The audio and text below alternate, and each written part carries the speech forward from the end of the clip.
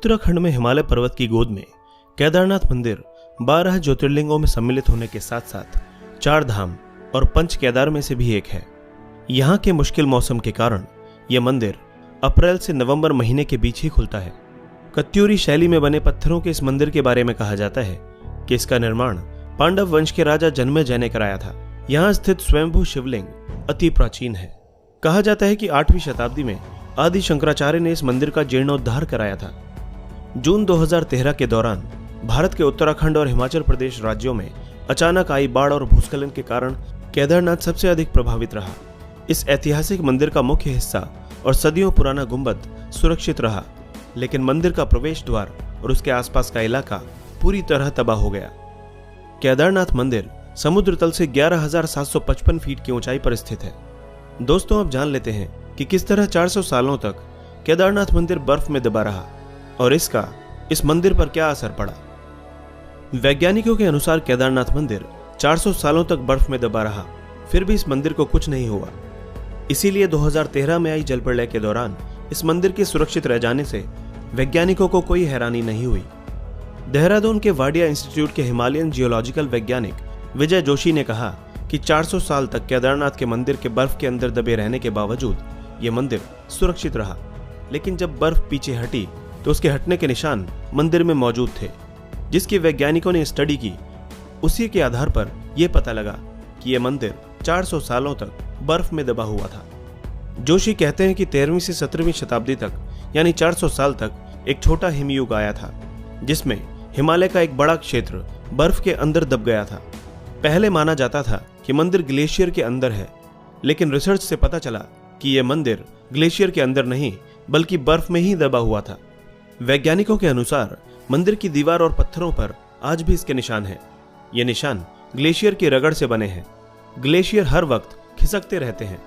वे न सिर्फ खिसकते हैं बल्कि उनके साथ उनका वजन भी होता है और साथ ही कई चट्टानें भी उनके साथ होती हैं, जिसके कारण उनके मार्ग में आई हर वस्तु रगड़ खाती हुई चली जाती है। जब 400 साल तक मंदिर बर्फ में दबा रहा होगा तो सोचिए मंदिर ने इस ग्लेशियर के बर्फ और पत्थरों की रगड़ को कितना झेला होगा। वैज्ञानिकों के अनुसार मंदिर के अंदर भी इसके निशान दिखाई देते हैं। बाहर की ओर की दीवारों पर पत्थरों की रगड़ दिखती है तो अंदर की दीवारों पर पत्थर समतल हैं, जैसे उनकी पॉलिश की गई हो। एक मत के अनुसार विक्रम संवत 1076 से 1099 तक राज करने वाले मालवा के राजा भोज ने इस मंदिर का निर्माण करवाया था, लेकिन कुछ लोगों के अनुसार यह मंदिर 8वीं शताब्दी में आदि शंकराचार्य ने बनवाया था। बताया जाता है कि मौजूदा केदारनाथ मंदिर के ठीक पीछे पांडवों ने एक मंदिर बनवाया था, लेकिन यह मंदिर वक्त के थपेड़ों की मार नहीं झेल सका। वैसे गढ़वाल विकास निगम के अनुसार भी मौजूदा मंदिर 8वीं शताब्दी में आदि शंकराचार्य ने बनवाया था, यानी छोटे हिमयुग के दौरान, जो कि 13वीं शताब्दी में शुरू हुआ था। उससे पहले ही यह मंदिर बन चुका था। वाडिया इंस्टीट्यूट के वैज्ञानिकों ने केदारनाथ इलाके की लाइकोनोमेट्री डेटिंग भी की।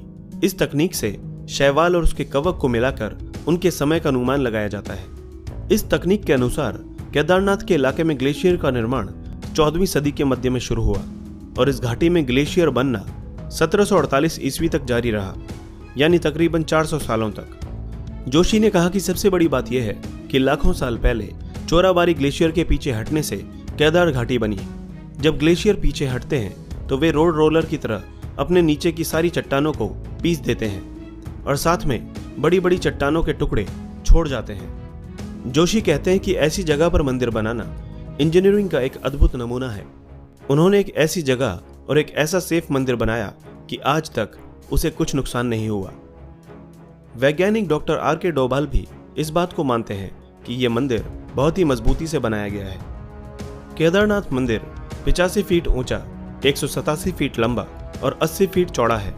इसकी दीवारें 12 फीट मोटी हैं और बेहद मजबूत पत्थरों से बनाई गई है। मंदिर को 6 फीट ऊंचे चबूतरे पर खड़ा किया गया है। यह भी एक हैरान करने वाली बात है कि इतने भारी भरकम पत्थरों को इतनी ऊंचाई पर लाकर और तराशकर कैसे एक मंदिर की शक्ल दी गई होगी।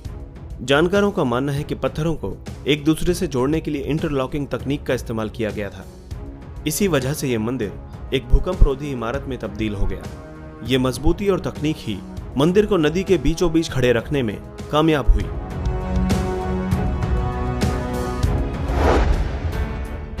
दोस्तों, इसी तरह की इंटरेस्टिंग और इन्फॉर्मेटिव वीडियोस देखने के लिए हमारे चैनल हिस्टोरिक हिंदी को आज ही सब्सक्राइब करें और बेल आइकन को दबाना ना भूलें।